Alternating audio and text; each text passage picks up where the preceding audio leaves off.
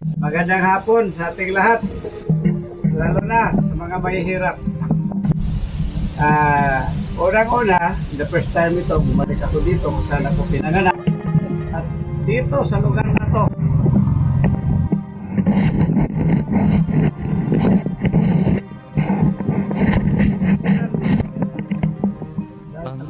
sa bansa natin. Pero nandiyan na yan. Ito yung panahon. Pag-ibig na sa kanyang panahon nag-alay na kantatila. Nangyari sa bansa natin ngayon, marami ang nagsabi na kailangan daw pumunta sa Senado para nakapakalan ng mahirap. Pero ako din naniwala ako. Dahil sa dami ng pamilya na pumunta doon sa Senado, sa Kongreso, ang mahirap patuloy sa paghihirap, ginamit ang mahihirap para yumaman. Huwag na tayo magpatumpik-tumpik pa dito na sa lugar natin. Kayo ba, mayroon pang ano dito? May hospital pa kayo mapuntahan na malapit na matawag ninyo ng ligtas yung buhay ninyo? Mayroon ba? Papasok kayo sa hospital, ultimo siguro pag hawak ng pulso, kailangan ninyo magbayad. Kaya ang masakit na isipin, nasaan na ba ang pundo ng gobyerno natin? Nasaan na kaya napunta ang bilyones na mundo? Bakit patila na ngayon ang bansa natin na ginawa ng teleserye? Pero kung tayo papalarin, di tayo papayag dyan. Gagawin ang bansa natin na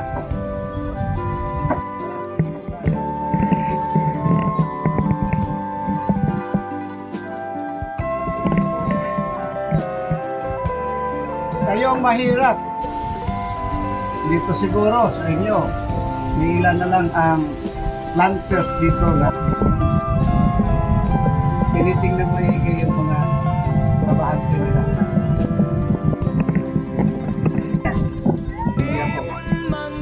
Kasi ako nagtayo ako ng negosyo ngayon dito sa Negros Occidental, hindi para sa sarili.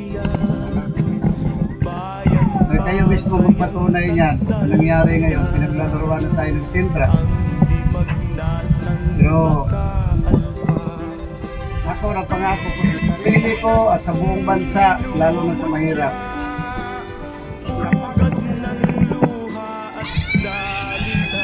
Kahit anong mangyari, itong lugar na ito, at tingin ko siguro wala na dito magdidisiplina. Kasi itong lugar na to, may budget na to eh. Matagal na to may budget, pero hindi ko alam kung bakit ang ganda na yung siminto. Ang picture niyan buo. Kayo ba? Papayag ba kayo na yung mga tumanda na sa politika, ibalik niyo pa? Ako hindi ko sa sinasabi sa inyo na pagdating ng B12 ng 2025 piliin niya ko di amo na mamili kayo ng dapat na piliin ninyo iboto. Pangalawa, ang kampanya natin sa mga kampanya tayo,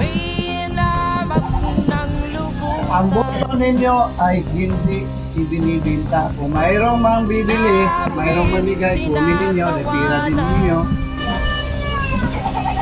Ang panawagan ko sa lahat ay the Filipino is not for sale about you. Tandaan ninyo yan. Huwag ninyo isisi sa ibang tao yung problema natin. Ayaw sa gusto natin, ang problema ng bansa natin, tayo ay may ambag doon. Lagi ako nagpaalala sa tuwing may politika na sana tingnan maigi yung mga mahihirap. Ito ay hamon na siguro ng panahon Eh, sino ba naman makakala na mayroong dito sa barangay na to? Isipin nyo, ang pagpail ng kandidacy hindi ganun kadali. Lalo na tinador yan. Nakakatawa man isipin, pero ito na yan ang panahon. Na baka may swerte tayo. Pag sinwerte tayo, yung plano kung tayuan ng ospital, tayuan ng eskwelahan dito sa lugar na to, matupad na. Ilan sa tinanong ko rito kung sila ba ang magsasaka dito ay natulungan. 5 lang ang advocacy nadala ko. Una, nung mag-aral ako nung araw dito, hindi kami tapos ng pag-aral kung hindi kami nakapagtanim ng kahoy. Yan ang number 1 kasi ngayon na silpit. Number 2, ang eskwelahan na dapat kaya-aya sa mga estudyante, kagaya sa inyo, yung mga anak ninyo, marami pong tanong doon. Tumigil na sa pag-aral dahil na malayo. Sino ba naman nga ganahan mag-aral? Eh ako nga noong araw eh. Doon pa sa bundok yung bahay ko. Mag-aaral na ako, naglakad papunta doon sa Philippines, pagkalayo. Nakapaa ka pa. Ikatulad mo. Wala talagang ganahan noon na estudyante. Kaya bilang advocacy, na doon pa man hanggang ngayon, ay ang gusto ko, lahat pantay-pantay. Matupad lang yan kung tayo mag-isa. Kayo nang bahala doon sa May 12, panahon ng eleksyon. Huwag kayo magpadala ng mga mayor, magpadala ng mga barangay na kurap. Kasi sa Maynila, ang barangay captain doon, hindi barangay captain ang pangalan. Alam niyo kung anong pangalan? Si Kupitan. Si Kagawad naman, si Kawatan. Yan ang pangalan doon. Tawa kayo no, kasi dito ganun din. Sino mga member ng purpose dito? Ha? Oh, wala mo madala sa purpose. Ako napili sa purpose ngayon na gustong magdala ng busis ng purpose sa Senate. Hindi na nakapabayag noon na parang ng resibo-resing nila. Ang purpose para tulong sa inyo. Dapat yan para sa mahirap. Kaya kagaya nung mga musmus nag-aaral na ito, mahirap. Magkano lang naman kinikita dito. Dapat itinulong yan.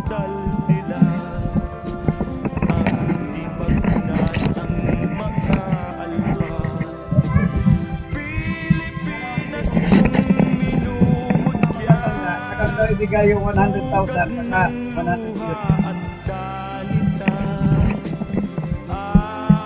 Makikinabang yun.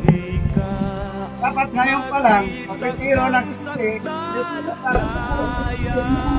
may bigay na yan sa kanila kasi kung sa 100 years pa yan ibigay, pagkaguluhan na ng apo, pagkaguluhan ng anak, makalasunin pa yon para makuha. Pangatlo ngayon, marami na pinutulan ng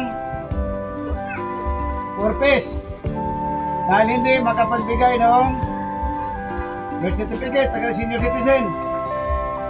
Alam naman natin yun na noong araw eh, doon lang yan sa kubo-kubo pinanganak eh. Tapos pilitin mo, eh hindi na nga halos makalakad, pilitin mo pa. Pero yung pirang yan, para sa inyo dapat yan. Ginawa kayo loko-loko, kaya hindi natin masisir, bakit maraming MPA. Mas gusto ko yan, maraming MPA. Kasi yung mga hindi sumunod sa batas, hindi ipapatay na lang yan. Wala nga naman yan. Mag-MPA ba yan kung hindi na nagabiyado? Diba? Kaya sa atin ngayon, trabaho kayo ng trabaho, tapos hindi kayo pinapasindo, natural, mag-MPA ka. Oh.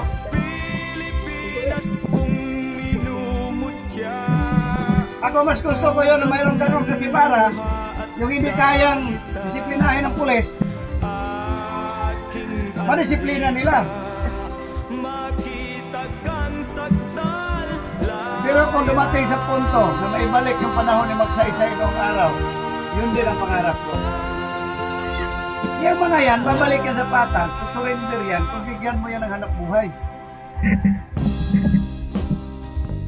Hindi kagaya ngayon, gobyerno natin, puro bangag siguro, isipin mo naman. Ako'y Tatayo ng solar, ng hawakan ko sa Meralco, nabuwang na din yan. lumaking salat sa yaman.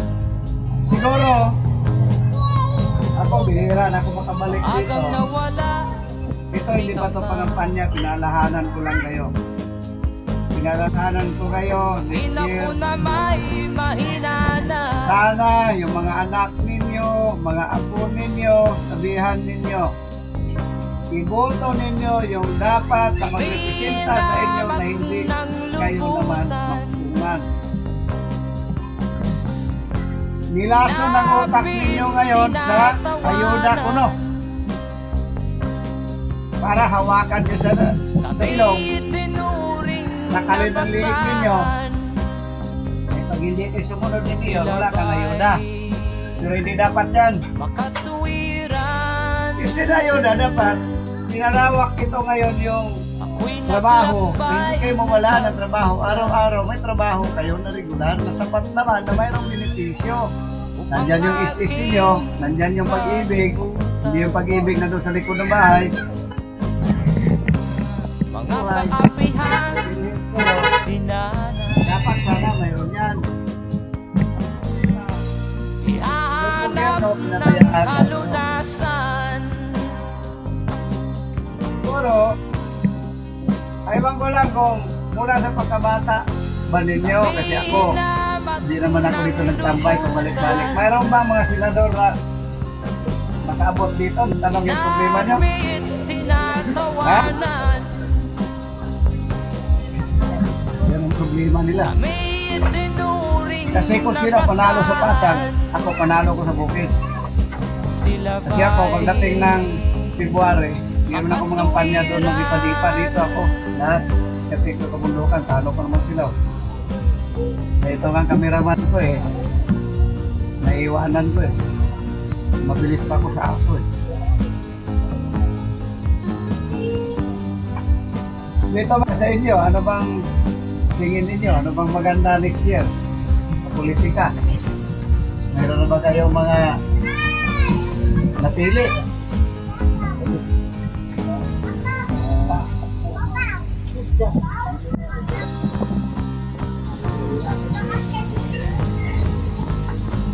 Kanang mga congressman, kanang mga mayor, governor, ayaw yung auto, ayaw yung nasa ilan. Ako'y anak ng mahirap, Di ka muna gina na may humubuang nila. Kaya kung balita dire mura o pinakagamay panghatag nila kada butante. Ako'y meron Ayun yung nagbalibari. ang dangal. Di katulad O ito ang kapitan siguro punta. Ang congressman dire, congressman mayor. Pinakagamay na 2,000 daw ang panghatag daw. Wala mo kay ebidensya o may resibo. Pero galing mga hatag, dawatan ninyo. Pero ang inyong ibuto, tanawin ninyo itong mga dili mga mini ba?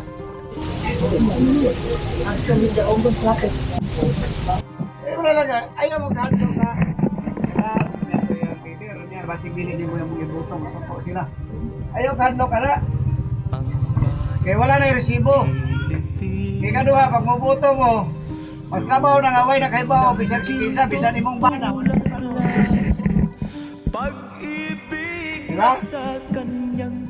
Kasi galing ningato na ganito sa tunahan, wala ka rin buto, masulat-sulat na ganito.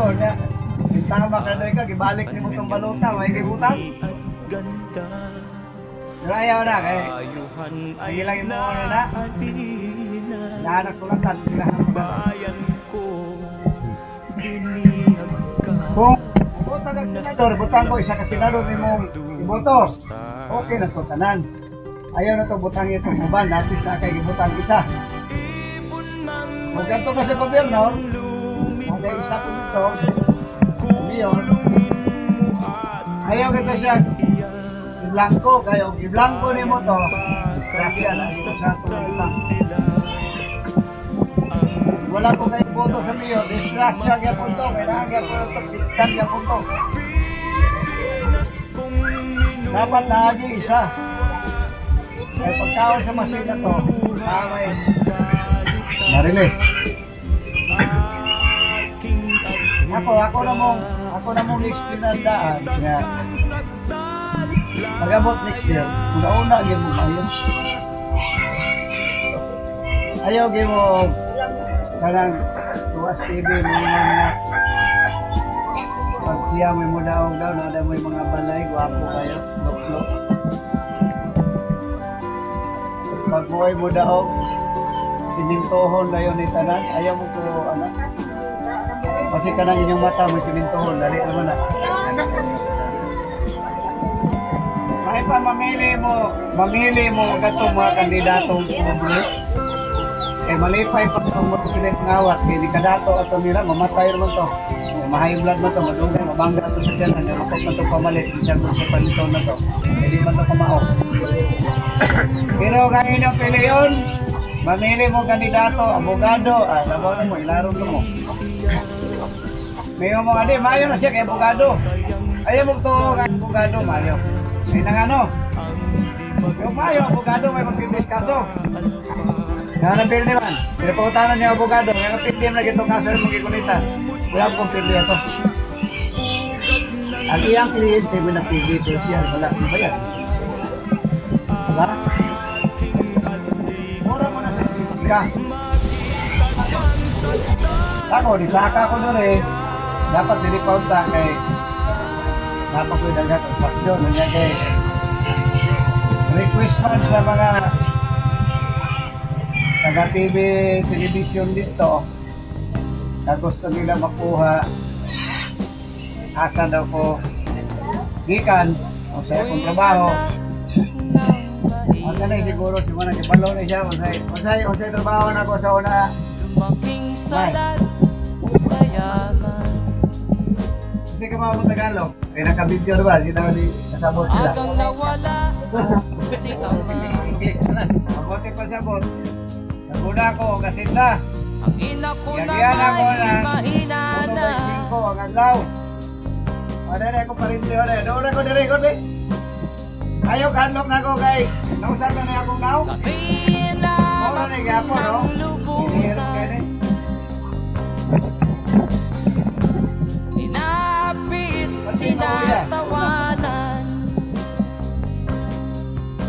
Kargang tubo. Kami tinuring na basahan.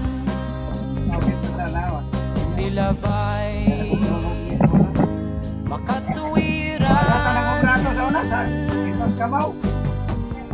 Roger, Ako'y naglakbay na ay sila kay Tanjingko ilang adlaw. Ako ano ba Tanjingko? upang Nga. aking Bantay ko yung ko sa truck. Pili ko gusto nga sa truck. Dako-dako, ako ani batahan. makaapihan. Dinana. Gatlong mo kong bitik. Pero di ko ang tataan. Tulog, ito kong ilaw. Kung naisipin siya ka sa dito. Ako to silaw. Diba yung pagitaon nga mayroon ako pagkaon sa status. Sigamay yung ko. Ako ba nili sila mo to nga gikan ko sa mangguguna. Inapit, Sabi sila kay Balong ako tinatawanan. gagayana ko ako ang balong sa una ito lang ko tagi.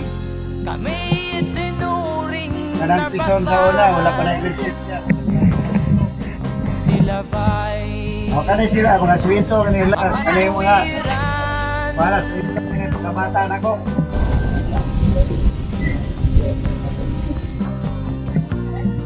Ha? O di ka, baligya pa kung yung tungkol sa una. Mangga, pasaan kong mangga.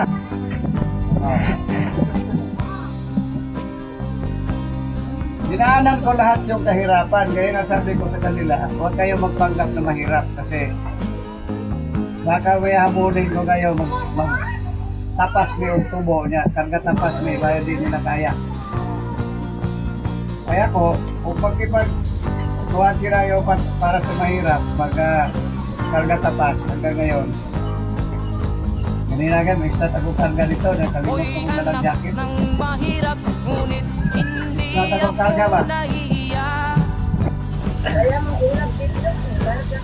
Hindi, may start ako karga, nabayaan ako jacket ako. Ay, At ako'y kami sa una, mayroon lang ha, hindi na pwede magkarga, walay saklet. Ako karga ko sa una, kanarang utos tumo, mura na akong gamitong saklet. mang-aapi. Utos tumo. Tama, ang nangyari na, utos tumo. Utos tumo na, huwag ka man utos tumo na iyan na ka. Oh. Iyon na kalisod na mo sa una. Hindi may panas karon nga, puragaba. Ako si Chupila de la Calzada, mama ni JC Olivar. Sa gamay pa siya nga bata, ako siya gipadako. Lagi lang sa panguma. Sa eskwela siya, wala siyang papel. Manguha ako og santol, babalo ang papel para siyang maka-eskwela. Wala siyang papa. Hari akong mama, ako ang nagbuhay sa iya. Dayon, pagkadako niya, nagita siya trabaho ng negosyo, gagmay para kami mabuhi. Dayon, nag-eskwela siya o high school. Pagka high school niya, mugya po na iya. Akong opisyo, manguha siya mga santol, prutas, pamayroong papel. Dayon, iyahang ibaligya kung may sobra nga iyahang magamit. Magbalon siya, unsolon ako og dahon. Walay balonan, mais lang ang among produkto. Ug sa tapos, sa diya nag-high school na sige siya, diya man gusto nga magtrabaho sa uma. Okay, magtrabaho siya, mulig na ako nga mama. Dayon sa diya nag-16 o 17 dito siya sa Manila. 1995, nagsige siya on-off drive sa Peltranco. Layon gikasuhan sa Peltranco, nagdaog siya sa kaso. This way, nangita na po siya o lain nga trabaho. Nabalik siya sa uma, nalarbaho na po siya. Umasa sa yuta sa akong papa para kami mabuhi. Balik siya sa Manila, manarbaho, ginimala siya, nalaklakan sa ang tiil niya sa ice, nalata. Ngayon, sa patuig, wala siya sweldo, ikakaon lang siya siyang amo. Tapos, na sa iyang trabaho, ikaluyan sa Ginoo. Nakakita siya mayong nga trabaho. Tanyagan siya sa mga abogado nga hatagan siya mayong trabaho. Kaluoy sa Ginoo. Karon, amo na siya na absilto. Kaya ang akong amahan, tigado, kumariman, umaman lang gihapon. Nabuhi na siya, ingon siya na nakakita siya o kwarta. Sinabi lang niya sa ginagmay niyang trabaho. Wala ko nagkuha sa iyang sweldo, wala ko nagkuha bisan gamay. Para iya lang na disposisyon kung saan niya padako ang iyahang kinabuhi. Karon, yatagan sa Diyos, ug mayong kinabuhi, nag-absilto siya, na naa na iyang produkto, naanay na po nga natigong niya, mga kaapihan pinagi lang sa ginagmay niyang trabaho sa Manila. O karon, hanap ng kalunasan. gikan sa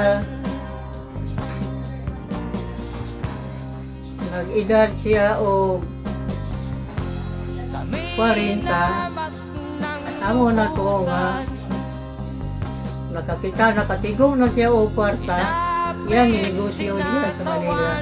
Wala na ko kay balo kung unsang ni Kami iyang negosyo nga dapat siya ginansya akong nahibalaan, nagtukod lang siya o siya. Pagka yung na may tubuhan dito, asyenda. Dayon ang arindo, dire sa libro. So, sugod na nagka-asyenda na. Nangarindo siya, pero wala ko nakuha bisan 5 centavos. Ihatag ko sa iya para siya nga ngayang kabuhian, kaya ako mabuhi ra po kung ako. Nga sa akong pangita. Ang kapait among yagian, sobra ibasta. Dali mga mong kapait ng agian. Agian na mo kaon, saging lang para kaming mabuhi, para kaming mabot sa bang katuigan. Pagdidungog sa Diyos, ang akong pag-ampo, o siya akong litunan yung mag-ampo sa Ginoo para nasagan ta grasya, dili kay magbinugoy, dili kay mag-abusar sa gihatag sa Diyos niya. Apan, labing tinuod, ako'y meron karon gihatagan man siya grasya sa Ginoo ug ako gihatagan man pud og grasya sa Dios. Salamat sa kaytasan ug salamat pud sa mga tao nga nagtabang sa amo.